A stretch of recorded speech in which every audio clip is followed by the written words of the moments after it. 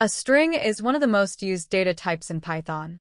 Literally everything, usernames, messages, file paths, they're all strings. So what exactly is a string? It's a sequence of characters wrapped in quotes. Take the word Python. Python stores each character at a numbered position. P is at index 0, Y at index 1, and so on. An index is just the position number of each character, and it always starts at 0, not 1. Keep that in mind, it's going to matter a lot. A string has 3 key traits. It's immutable, ordered, and iterable. We'll unpack what those mean as we go. There are 3 ways to create a string in Python: single quotes, double quotes, or triple quotes. And here's the thing, single and double quotes produce the exact same result. Python doesn't care which one you pick, it's purely your preference. So, when do you actually choose one over the other? It's about what's inside your string. If your string contains double quotes, wrap it in single quotes so Python doesn't get confused. And if your string has a single quote, wrap it in double quotes instead. This way you never need to escape anything.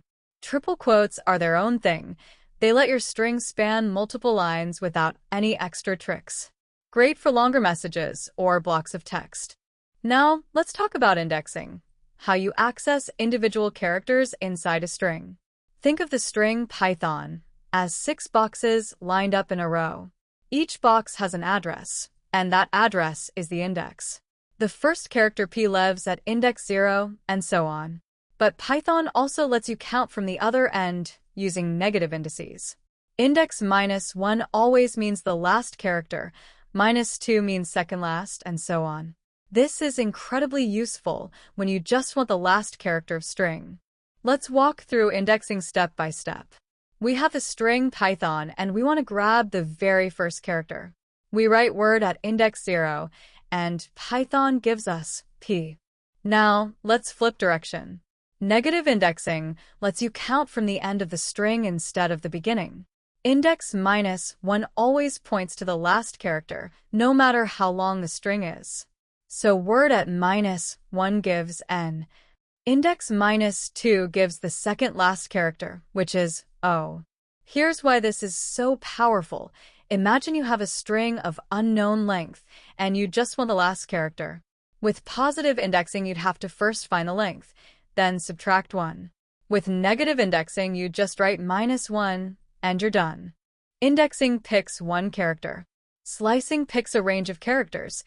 And that's where things get really powerful. The syntax takes 3 things: where to start, where to stop, and how to step. Simple as that. Start is where the slice begins, and that character is included. Stop is where it ends, but that character is not included. Python stops just before it. Step controls how many positions to jump each time. By default, it's 1, meaning every character. All 3 values are optional. If you write just colon, Python returns a full copy of the string. Let's see slicing in action. We write word at 1:4, and Python gives exactly 3 characters, y, t, h, at indices 1, 2, and 3. Notice that h is at index 3, not 4. The stop value is always excluded. Now, let's look at what the step parameter actually does. Word ::2, no start, no stop, just a step of 2. Python picks every other character starting from index 0. So it gives us P, T, O. Now the famous one, word ::1. A negative step tells Python to walk backwards through the string. It starts from the last character and works its way to the first.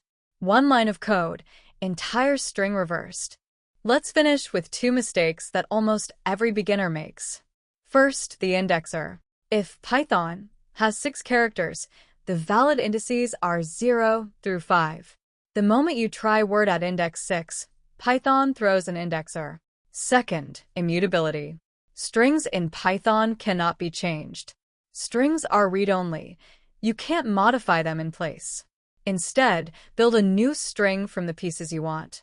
One bonus tip: unlike indexing, slicing never crashes. Even if your range goes out of bounds, Python just returns what it can. Thank you so much for watching this tutorial. I hope you found this lesson helpful and easy to understand. If you enjoyed this video, please hit the like button. It really helps the channel grow. Don't forget to subscribe to the channel for more beginner-friendly programming tutorials and helpful tips. Feel free to comment your questions or thoughts below. I love hearing from you, and I try to respond to every comment. And don't forget to hit the bell icon so you get notified whenever I upload new videos. See you in the next lesson.